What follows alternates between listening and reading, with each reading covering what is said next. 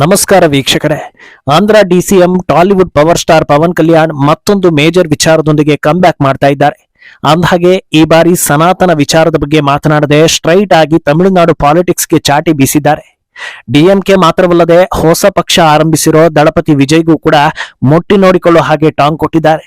ಈ ಬಾರಿ ಕೊಟ್ಟಿರೋ ಹೊಡೆತ ಹೇಗಿದೆ ಅಂದ್ರೆ ಸ್ವತಃ ತಮಿಳುನಾಡಿನ ಜನರು ಕೂಡ ಪವನ್ ಬೆನ್ನಿಗೆ ನಿಲ್ಲೋ ರೀತಿ ಕಾಣಿಸ್ತಾ ಇದೆ. ಇನ್ನೂ ಇಂಟ್ರೆಸ್ಟಿಂಗ್ ವಿಚಾರ ಏನಂದ್ರೆ ಪವನ್ ಆ ಮಾತನ್ನ ಹೇಳಿದ ಬೆನ್ನಲ್ಲೇ ಸಹೋದರ ಮೆಗಾಸ್ಟಾರ್ ಚಿರಂಜೀವಿ ಕೂಡ ಬೆಂಬಲವನ್ನ ಸೂಚಿಸಿದ್ದಾರೆ. ಇನ್ನೊಂದೆಡೆ ಪ್ರಧಾನಿ ಮೋದಿ ನೇತೃತ್ವದ ಮಹತ್ವದ ಗುರಿ ಮಿಷನ್ 2047ಕ್ಕಾಗಿ ಪವನ್ ದೊಡ್ಡ ಘೋಷಣೆಯೊಂದನ್ನ ಮಾಡಿದ್ದಾರೆ. ಪವನ್ ಆಲೋಚನೆ ರಾಜಕೀಯ ವೈಖರಿಯನ್ನ ನೋಡ್ತಾ ಇದ್ರೆ ಪಕ್ಕಾ ರಾಷ್ಟ್ರ ರಾಜಕೀಯದಲ್ಲಿ ಒಂದು ಮಾರ್ಕ್ ಅನ್ನ ಸೆಟ್ ಮಾಡೋದು ಗ್ಯಾರಂಟಿ ಎನ್ನಲಾಗ್ತಾ ಇದೆ. ಇದೆಲ್ಲವನ್ನ ಒನ್ ಬೈ ಒನ್ ವಿವರಿಸ್ತಾ ಹೋಗ್ತೀವಿ. ಈ ವಿಡಿಯೋವನ್ನ ತಪ್ಪದೆ ಕೊನೆ ತನಕ ನೋಡಿ. ಅದಕ್ಕೂ ಮುನ್ನ ಮೀಡಿಯಾ ಮಾನ್ಸ್ಟರ್ ಚಾನೆಲ್ ಅನ್ನ ತಪ್ಪದೆ ಸಬ್ಸ್ಕ್ರೈಬ್ ಮಾಡಿ.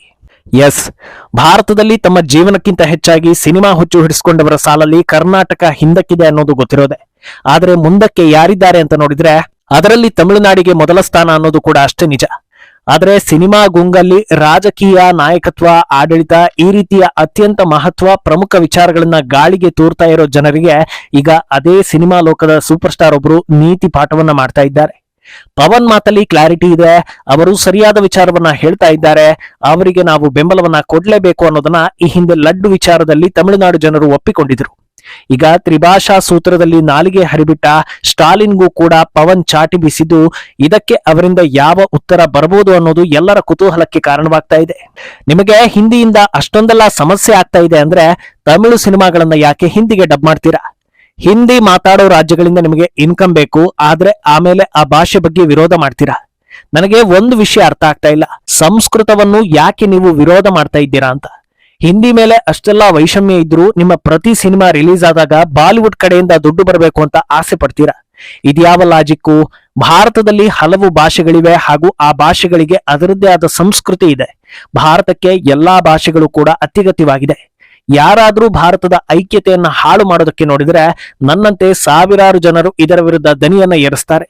ನಮ್ಮ ಐಕ್ಯತೆಯನ್ನ ಕಾಪಾಡಿಕೊಳ್ಳುವುದು ಎಲ್ಲರ ಜವಾಬ್ದಾರಿ ಅಂತ ಹೇಳಿದ್ದಾರೆ.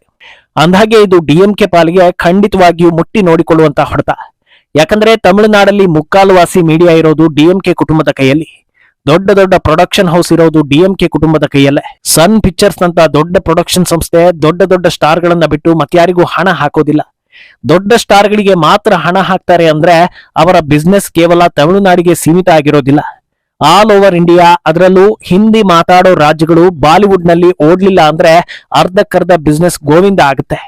ಭಾಷೆ ಹೆಸರಲ್ಲಿ ತಮಿಳುನಾಡು ಜನರನ್ನ ದಿಕ್ಕು ತಪ್ಪಿಸಬಹುದು, ಆದ್ರೆ ಶಿಕ್ಷಣ ಪಡೆದವರು ಹಾಗೂ ವಾಸ್ತವ ಗೊತ್ತಿದ್ದವರನ್ನ ಯಾಮಾರಿಸೋದು ಅಷ್ಟು ಈಸಿ ಅಲ್ಲವೇ ಅಲ್ಲ ಅನ್ನೋದಕ್ಕೆ ಇದೇ ಸಾಕ್ಷಿ.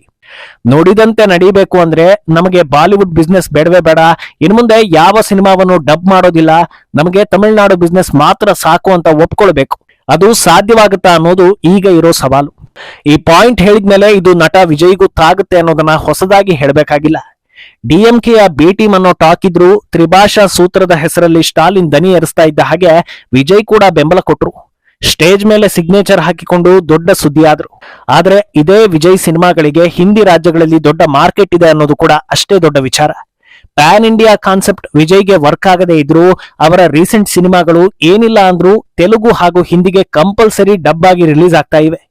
ಕಲೆಕ್ಷನ್ ಮಾತ್ರ 200-300 ಕೋಟಿ ಲೆಕ್ಕದಲ್ಲಿ ದೊಡ್ಡದಾಗಿ ಕಾಣಿಸ್ಬೇಕು. ಆದ್ರೆ ತಮಿಳುನಾಡಿನ ಒಳಗೆ ಹಿಂದಿ ಬಗ್ಗೆ ಜನರಿಗೆ ದ್ವೇಷವನ್ನ ತುಂಬಿಸ್ಬೇಕು ಅಂದ್ರೆ ಇದನ್ನೆಲ್ಲ ನೋಡ್ಕೊಂಡಿರುವವರು ಬಕ್ರಾಗಳ ಅನ್ನೋ ಪ್ರಶ್ನೆ ಹುಟ್ಟುತ್ತೆ. ಈಗ ಪವನ್ ಎತ್ತಿರೋ ವಿಚಾರಕ್ಕೆ ಎಲ್ಲರೂ ದನಿಗೂಡಿಸಿ ಸರಿ ಇದೆ ಅಂತ ಹೇಳ್ತಾ ಇದ್ದಾರೆ.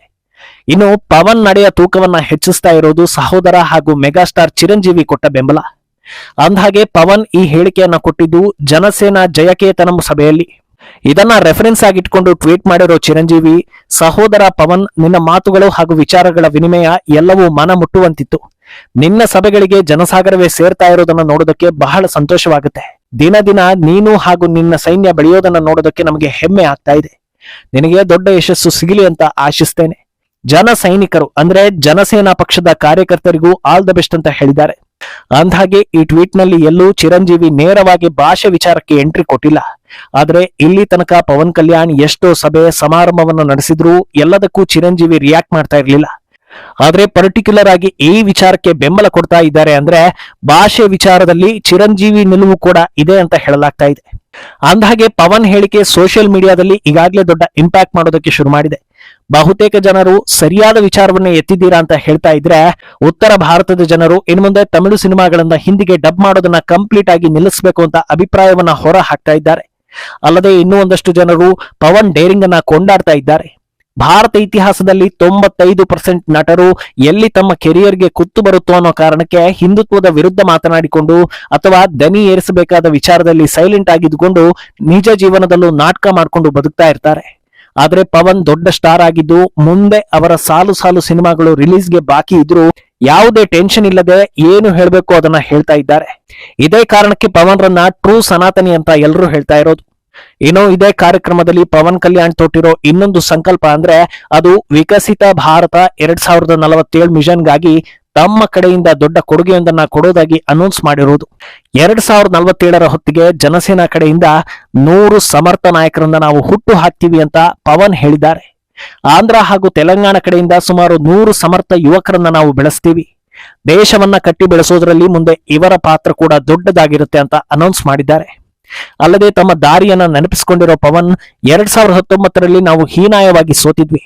ಹಿಂದಿನ ಸರ್ಕಾರ ನಮ್ಮ ಮೇಲೆ ದ್ವೇಷವನ್ನ ಸಾಧಿಸ್ತಾ ಇತ್ತು, ಮಹಿಳೆಯರಿಗೆ ಅವಮಾನ ಮಾಡಿತ್ತು, ನ್ಯಾಯ ಕೇಳಿ ಬಂದವರನ್ನ ಜೈಲಿಗೆ ಅಟ್ಟೋ ಕೆಲಸ ಆಗಿತ್ತು. ಆದರೆ ನಾವು ಧೃತಿಗೆಡ್ಲಿಲ್ಲ, ಗಟ್ಟಿಯಾಗಿ ನಿಂತ್ವಿ. ಟಿಡಿಪಿ ಜೊತೆಗೂ ನಿಂತ್ವಿ, NDA ಜೊತೆಗೂ ನಿಂತ್ವಿ. ಅದರ ಪರಿಣಾಮ ಇಂದು 100ಕ್ಕೆ 100 ಸ್ಟ್ರೈಕ್ ರೇಟ್ ನಲ್ಲಿ ಗೆದ್ದು ಬಂದಿದ್ದೀವಿ. ಏನೋ ತಮ್ಮ ಐಡಿಯಾಲಜಿ ಬಗ್ಗೆ ಟೀಕೆ ಟಿಪ್ಪಣಿ ಮಾಡುವವರಿಗೆ ಸರಿಯಾದ ಉತ್ತರ ಕೊಟ್ಟಿರೋ ಪವನ್, ನನ್ನ ಐಡಿಯಾಲಜಿಯಲ್ಲಿ ಯಾವ ಕನ್ಫ್ಯೂಷನ್ ಕೂಡ ಇಲ್ಲ, ಕ್ಲಿಯರ್ ಆಗಿದೆ. ನಾನು ಕ್ರಾಂತಿಕಾರಿ ಹೋರಾಟಗಾರ ಚೆ ಗುವೆರಾನಿಂದ ಮಾನವೀಯ ಮೌಲ್ಯಗಳನ್ನ ಅರ್ಥ ಮಾಡ್ಕೊಂಡಿದ್ದೇನೆ. ಅದೇ ರೀತಿ ನಾನೊಬ್ಬ ಕಟ್ಟರ್ ಸನಾತನಿ. ಚಿಕ್ಕ ವಯಸ್ಸಿನಿಂದಲೂ ನಮ್ಮ ಮನೆಯಲ್ಲಿ ಶ್ರೀರಾಮನ ಭಜನೆ ಮೊಳಗುತ್ತಲೇ ಇದೆ. ನನ್ನ ಐಡಿಯಾಲಜಿ ಪ್ರಪಂಚದ ಪ್ರಮುಖ 7 ನಾಯಕರಿಂದ ಪ್ರೇರಿತವಾಗಿದೆ, ಬಹಳ ಗಟ್ಟಿಯಾಗಿದೆ ಅಂತ ದೊಡ್ಡ ದನಿಯಲ್ಲಿ ಹೇಳಿದ್ದಾರೆ. ಪವನ್ ರ ಈ ಕಾರ್ಯಕ್ರಮ ಅವರ ಕೆಪಾಸಿಟಿ ಹಾಗೂ ವಿಷನ್ ಏನು ಅನ್ನೋದನ್ನ ಇನ್ನೊಂದು ಸಲ ಸಾಬೀತು ಮಾಡಿದಂತಾಗಿದೆ. ಬಹುತೇಕ ರಾಜಕೀಯ ನಾಯಕರು ಗೆದ್ದು ಬಂದು ಒಂದು ಸಂಚಲನವನ್ನ ಮೂಡಿಸಿ ಮತ್ತೆ ಮರೆಯಾದ ಉದಾಹರಣೆಗಳು ಸಾಕಷ್ಟಿವೆ. ಆದರೆ ಪವನ್ ದೂರದೃಷ್ಟಿ ಹಾಗೂ ನಿಲುವುಗಳನ್ನ ನೋಡ್ತಾ ಇದ್ರೆ ಆಂಧ್ರದಲ್ಲಿ ಜನಸೇನಾ ಬೇರೂರೋದರ ಜೊತೆಗೆ ಬೇರೆ ಬೇರೆ ರಾಜ್ಯಗಳಲ್ಲೂ ಪಕ್ಷವನ್ನ ಬೆಳೆಸುವ ಲಕ್ಷಣಗಳು ಕಾಣಿಸ್ತಾ ಇವೆ ಅನ್ನೋ ಟಾಕ್ ಶುರುವಾಗಿದೆ. ಒಟ್ನಲ್ಲಿ ಅತ್ಯಂತ ಸೆನ್ಸಿಟಿವ್ ವಿಚಾರಗಳನ್ನ ಅರ್ಥವಾಗುವಂತೆ ಮಾತನಾಡೋ ಕೆಪಾಸಿಟಿ ಪವನ್ಗೆ ಇದೆ ಅನ್ನೋದು ಮತ್ತೊಮ್ಮೆ ಸಾಬೀತಾದಂತಾಗಿದೆ. ಇದರ ಇಂಪ್ಯಾಕ್ಟ್ ಹೇಗಿರಲಿದೆ ಅನ್ನೋದು ಮುಂದಿನ ದಿನಗಳಲ್ಲಿ ಗೊತ್ತಾಗಲಿದೆ. ಈ ಬಗ್ಗೆ ನಿಮ್ಮ ಅಭಿಪ್ರಾಯವನ್ನ ತಪ್ಪದೆ ಕಾಮೆಂಟ್ ಮೂಲಕ ತಿಳಿಸಿ.